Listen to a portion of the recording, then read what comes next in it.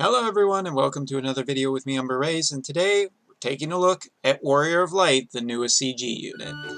Now, I do realize that, how to say this really nicely, I have been missing out on quite a few, that was weird.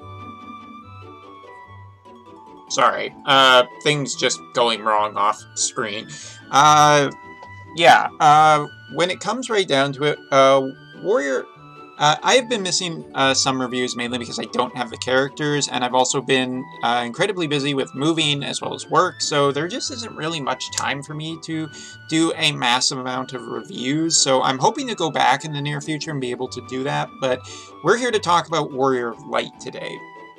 Now, during his banner review, I actually compared him a lot to Seghart, and I did not talk about another specific tank who is Galoof. Warrior of Light Galoof is just another option for physical tank DPS, or physical tanks with some DPS capabilities as well. And so when it comes right down to it, I'm going to do a more of a comparison versus him today, because against Seghart, I very much give the edge to Warrior of Light by a considerable margin, but Galoof is a character that I did not talk about before, and he is probably the strongest physical tank on the JP side, so probably a good idea to do at least a comparison. Let's take a look at that Warrior of Light Limit Burst, because that is just cool, man. I really love this Limit Burst. It is really cool, and as an ex-Yu-Gi-Oh player who really would love a good version of Yu-Gi-Oh! Hey, Konami, are you watching? Swords of Revealing Light. Yay! But really cool. Love his sprite, love his animations. They're updated versions, but also his sprite also looks way better now. And the Limit Burst looks great, and oh, dead. Well, rip. Review over. Nah. Okay, so let's talk about Warrior of Light in terms of stats, and this is where I'm going to compare him pots and passive-wise to Galoof. To begin the comparison, so first of all, let's really quickly take a look at his TMR. I've talked about this enough, but 72 attack, 46 defense, 20% defense, and as well an ability for Warrior of Light 2 only, which is HP plus 20% and 5% MP recovery. Totaling out with his kit, that is a total of 15% MP recovery per turn. That is a lot of MP. Warrior of Light already has a really high MP stat, but so much MP recovery, I am finding that he is just a... he recovers enough MP per turn that MP is not a problem, and this is great, because Seghart has been my tank for a long time, and has just had MP problems, you know, where it feels like in fights, I can end up in a situation where he doesn't have enough MP. Warrior of Light just gets so much MP back per turn. I mean, if you're looking at a total of 700 MP, then you're looking at about, 100 regen per turn with his own TMR. That's just incredible. It's a lot of MP. Looking at his super TMR as well, this heavy shield is 108 defense, 52 spirit, 30% to a whole bunch of different elements, 4 of them, and yes, not only that, has a permanent 10% physical damage reduction at the start of battle. I mean, this shield is just insane. I mean, elemental resistance is always going to be good. Darkness is really good. Earth, water, and wind have been valuable recently, and 10% physical damage reduction on top of it. Besides just the high stats, this is great. I love this thing. I really do. I'm really tempted to just get my super TMR. Now, here's where we start comparing passive-wise to Galoof, and I don't have a Galoof, so you're just going to have to use your imaginations. Galoof is, if we just take a look at comparisons, Galoof has a higher HP with pots and passives. Attack-wise, Galoof is also considerably higher, which doesn't matter to Warrior of Light, because Warrior of Light is all about defense, and in that sense, Warrior of Light nudges out him as a total of, with Max is 745 as opposed to Galoof 731. So the attack on Galoof is kind of a little bit more important because some of his attacks I believe a lot of his attacks, if not all of his attacks, are just physical attacks, where Warrior of Light can have an incredibly high defense, and that makes Warrior of Light stronger. That is really, really important detail to note here. Because it is just like not sacrificing any stats of your tank to get really decent chaining just off the main stat. Warrior of Light, defense-wise, seems just great. MP-wise, Warrior of Light just completely dwarfs Galoof, gets higher MP regeneration, as well as just a much higher base MP, 642 to 470, way higher, and Warrior of Light has a considerably higher spirit at 432 to Galoof's 336. So overall, as stat-wise, I give the much considerable higher edge to Warrior of Light. The only thing that he is kind of lacking in is HP. Galoof wins that battle for sure, but I don't know if it's necessarily enough. And in terms of equipment too, Galoof can only equip daggers, swords, and fists. Yeah, that's the word. Where Warrior of Light just has better equipment options to him. He also can equip robes too, which is kind of a little bit nicer just to have that extra option in there. But Warrior of Light can equip daggers, swords, great swords, katanas, staffs, rods, bows, axes, hammers, spears, flails, as well as gloves too. So much better equipment options for Warrior of Light. If in the future there is an incredibly high statted defensive weapon that comes in another class, there's a much better chance that Warrior of Light will be able to equip it than Galoof. So that is another thing I really like about it. As opposed to Galoof 2, Warrior of Light actually has some pretty decent magic. Just to quickly make a little side detour here. Galoof just has physical offensive magic and not really a good enough magic stat to take advantage of it. Warrior of Light has white magic. More importantly, white magic that is buffed, because in his kit he actually has some modifiers up. So just on basic testing from my Warrior of Light, I was able to find that he was able to heal pretty close to a healer. That can be a big difference in a fight. Both having full raise as well as, basically the best healing spell in the game means that this guy can potentially do some other things too. Now, looking at Limit Burst, of course, Galoof has a really strong Limit Burst physical attack that is an AoE 50% damage reduction for 4 turns. And that is the thing I will give to Galoof. His Limit Burst, providing that you can spam it a lot, is just constant damage reduction. This is important, but is negatable depending on who is in your party. Just to make a quick note, while I acknowledge that 50% damage reduction is really high in Galoof's kit, the other thing to note about it is that there is other options for damage reduction, especially Nickel. 7-star Nickel with enhancements plus beating the series boss battle for FFBE basically means that he can keep a high amount of damage reduction up per turn. So yeah, I'm not overly sold on the damage reduction on Galoof, but it is there. Another thing, of course, because he is a CG character, Warrior of Light starts every battle with his Limit Burst in hand, and his Limit Burst is something that should not be ignored. It is an AoE maxed out 250% defense boost for the party.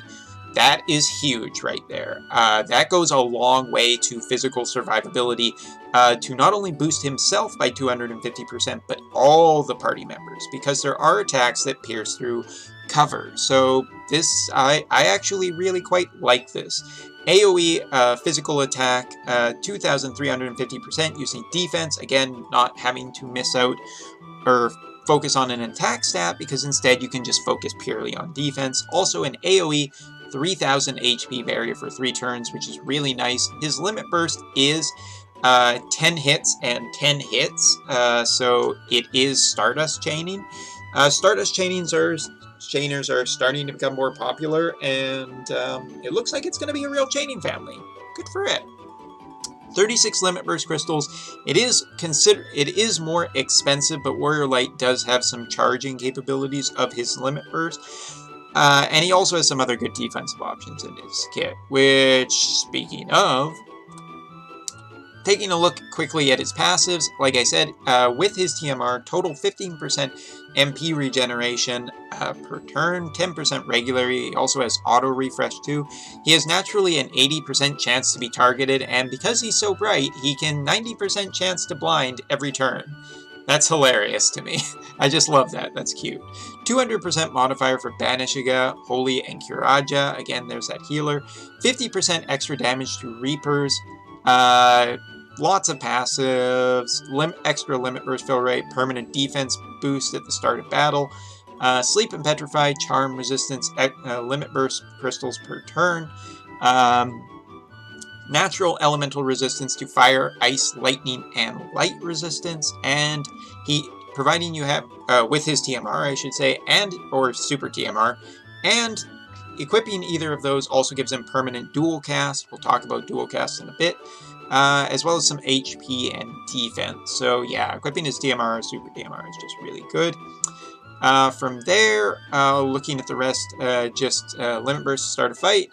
When his HP drops below 41%, he gets a 200% defense boost for 2 turns. He also has a 100% chance to ignore a fatal attack when his HP is above 5%. So really tanky character.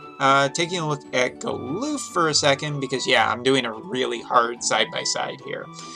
Lots of passives. Galoof has some physical dodge in his kit and is more focused on fire and light resistance. Really depends on the trial. I kind of like Warrior of Light's more spread out elemental resistance. A little bit better. Galoof has 70% MP per turn and only 50% chance, or is it 30 or 30% chance to be targeted?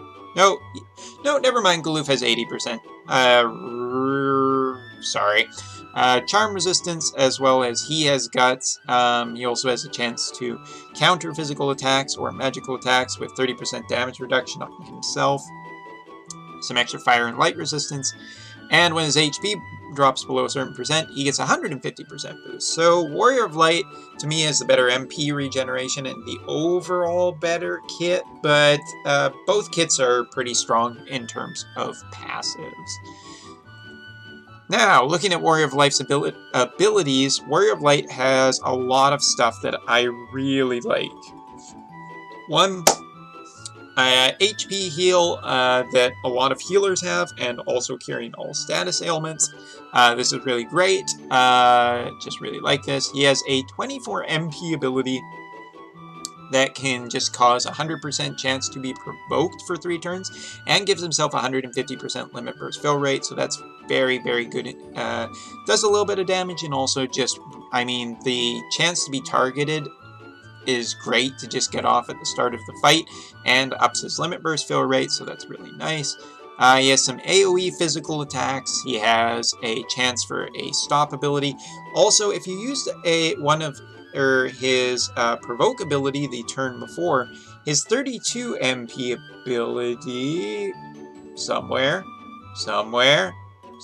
there it is.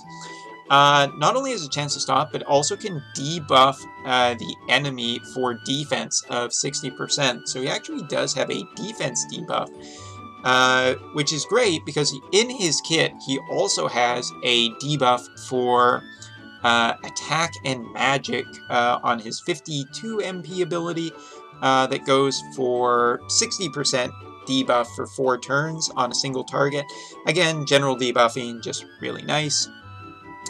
He has another provoke ability, 100% chance for 4 turns, self 30% physical damage mitigation for 4 turns. I like the word mitigation. He has his general cover that gives a 500 HP barrier, 80% damage reduction for 4 turns. Pretty strong. going down or up his kit, it's all kind of over the place as opposed to the listing online. He is Divine Ruination Chaining. It is 100% light debuff. I don't really care so much that it's Divine Ruination Chaining. Obviously, AT Chaining would have been the best. But the big thing here to me is light debuff for 100% for multiple turns. A party member that I really like using is AoE Fitra, who can give the light element to the entire party. So that there's some really strong synergy. You don't even need light elemental weapons on your characters.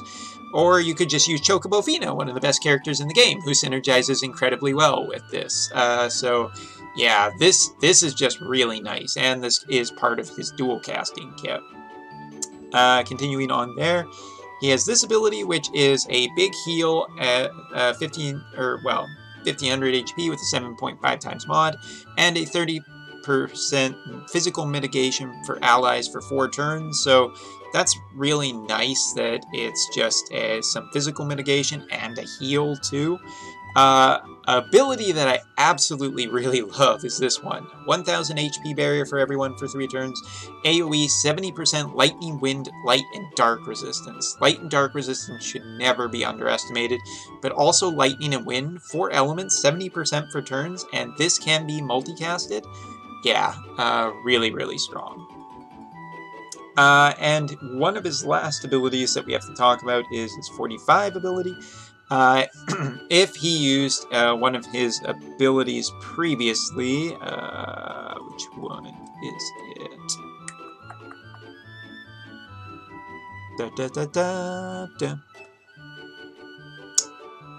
I do believe it is...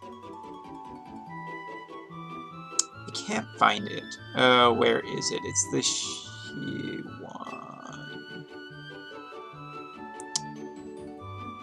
Huh, it's definitely in there. Take my word for it. But if you use the ability, I just can't see it right now because I'm recording pretty late at night and I've been super busy and my house smells like cookies right now. So it's a little distracting. If you use the ability the last turn, it is a single target 520% physical attack using defense, debuffs light resistance 100% for 3 turns, and an 80% chance to defend allies from physical damage with a 60 to 80% damage reduction. It is basically a Stardust Chaining ability that gives just really, really, really absolutely 100% wonderful, light debuffing of 100% for multiple turns, as well as just guard for the entire party. That is really cool. I love this ability. Just doing damage and getting guard up too. Otherwise, it's basically just a physical attack, but if you do use the other ability first, good news, it is just a really nice combo ability into. Continuing on, then we just have his cooldowns. 120 MP is 150% spirit buff for 3 turns for everybody.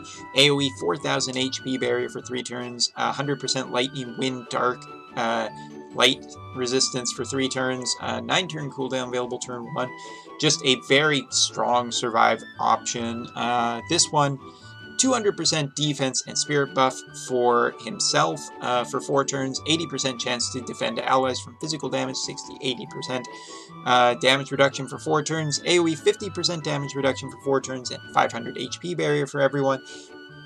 This is 6-turn, available turn 1. This is where his damage mitigation cannot keep up a constant 50% mitigation.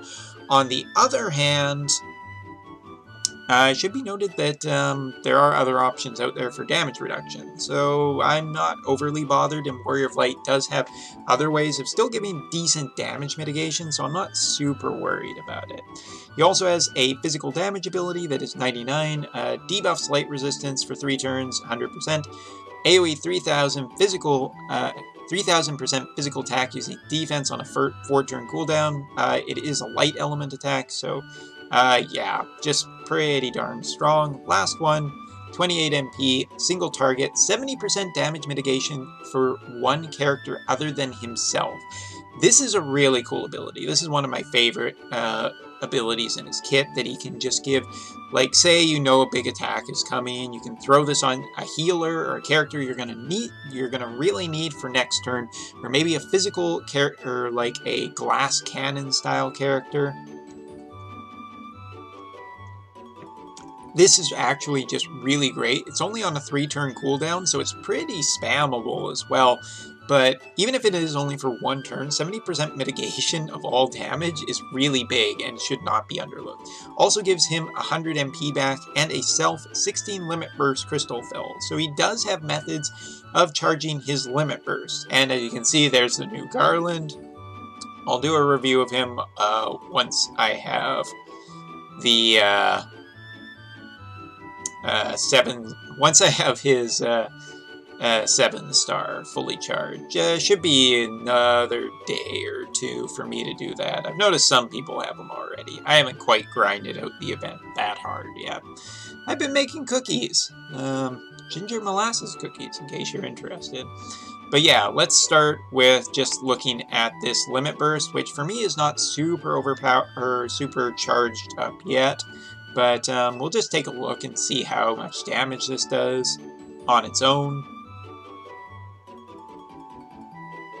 This will also give him a nice defense boost, so that's pretty cool. So yeah, just boop, boop, boop. Not bad, considering that I've actually recently decreased it, but also that HP barrier and everybody's defense is much higher now. So yeah, it feels pretty darn good. Looking at his kit, the dual casting of his abilities, as you can see, his provoke and cover abilities are not covered in here, and that is probably one of the things that a lot of people have noted as a something that they do not like. However, it should be noted on turn 1, he can still have a very strong turn 1 by either, if you just, provoke cover or do cover, or if you want, you can just actually go right into using his provoke ability into his elemental resistance. That is pretty darn strong here. As you can see, I get the damage in, and I get elemental protection on the entire party. That is a really strong opening turn.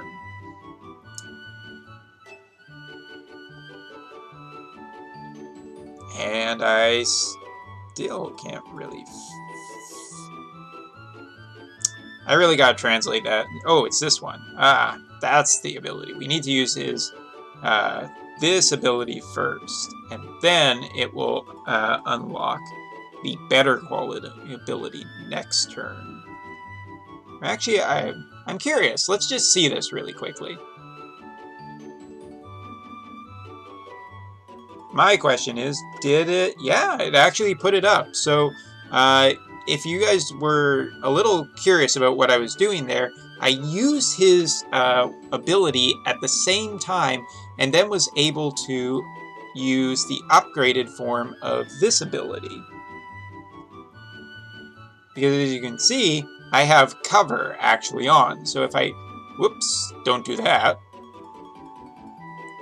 use this ability again, it refreshes it. So actually, this is something that I really like about his kit. Yes,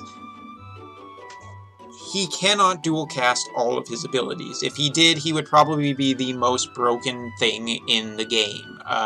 Being able to activate this as well as any of his healing abilities at the same time as being able to just, provoke, he would have been by far the considerably strongest tank.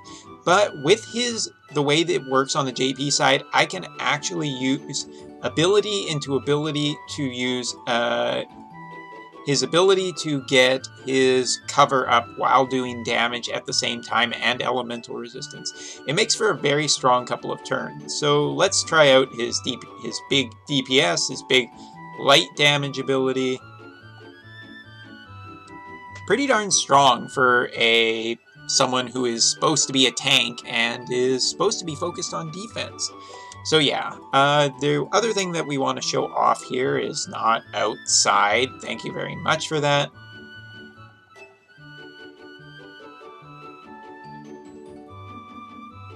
Also, I'm just totally changing the music because There we go. I do want to show off his healing capabilities. But first, let's go down and let's make sure that we are using his... We want to make sure that he is buffing himself to make better use. So we're going to use his 100 MP, which will boost his stats. So as you can see, now he's got a nicer amount of defense and spirit on himself. This is going to be really important because we're going to get him to do some healing. Healing Warrior of Light. Let's see how much HP he heals.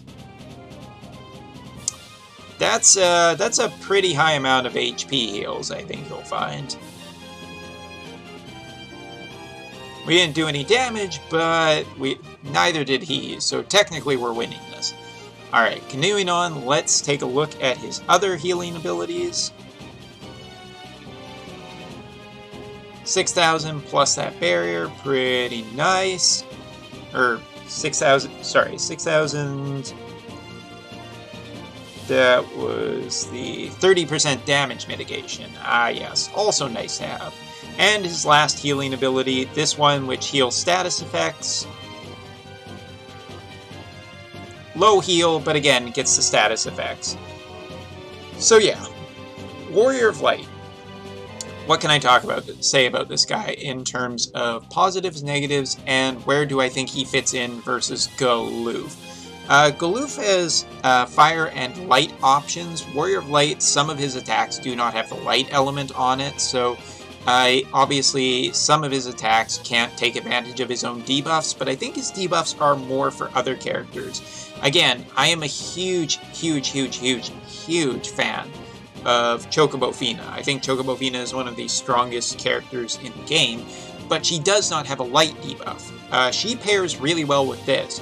But even characters like CG Lightning, so long as you have the Beach Girls, Fitra, then yeah, this is still very useful character. The Stardust Chaining doesn't particularly blend well, but I'm more interested in everything else he can do. So taking a look at the positives, very well built physical tank. I even think that his dual casting of his abilities has better synergy than most people think. You can go into turn 1 just activating multiple different abilities and get chaining abilities off while getting physical cover and provoke. That's really great. Starting the fight with a incredibly powerful limit burst in terms of damage, as well as survivability because of the 250%. He also has really good ways of charging his own limit burst, and he has natural limit burst fill rate. He has a ton of MP. He has great healing in a pinch. I mean, really, if you need your healer to do something else, Warrior of Light has long-term provoke as well as cover, so he can take a couple turns off and either DPS or just heal a high amount because he has really good modifiers in his kit, and he has ways of increasing his own spirit too. So just really great support also with elemental resistance. Now, looking at the negatives, he has no status protection in his kit. Yes, he does have charm. Yes, he has a couple of status effects, but you do need to provide him with some kind of support. Currently, I have Rinoa's Super TMR on him. As you can see, this is my build with some extra HP and defense. And here is the rest of his kit. No magic cover. That was something I liked about Seghart. Seghart in a pinch could do magic cover. Obviously, Warrior of Light still has really good spirit overall compared to a lot of the other tanks, so I think that he should still be pretty good, especially because he, with his Super TMR in his kit, he can actually have a fair amount of elemental protection against a lot of different elements, and that goes a long way to helping him survive fights. Can't dual cast all abilities, but again, I think he would have been the most broken thing in the game if he could have casted pretty much all of his abilities. What is there? Dual cast really nice and actually has some really good synergy for getting up both provoke as well as AoE cover, and I think that is really all that matters there, while actually dishing out some damage to help the party too, and giving really nice light debuffs. So yeah, Warrior of Light gets a huge thumbs up. I think that this guy is absolutely the best tank out there, period. Galoof is still very strong, but Galoof just doesn't have everything that this guy does. Galoof has some other nice things that are slightly different and a pretty good spammable AoE damage mitigation, but CG Nickel is a pretty equally good way of just getting that extra damage mitigation cover in combination with this guy too. So yeah, I'm giving a big approval rating to Warrior of Light 100%, and next time we'll take a look at Garland. He is next on my review list. So and no, I haven't forgot, I'll still do some reviews of other characters when I get some more times in the coming weeks. Anyway, thanks for watching, see you next time.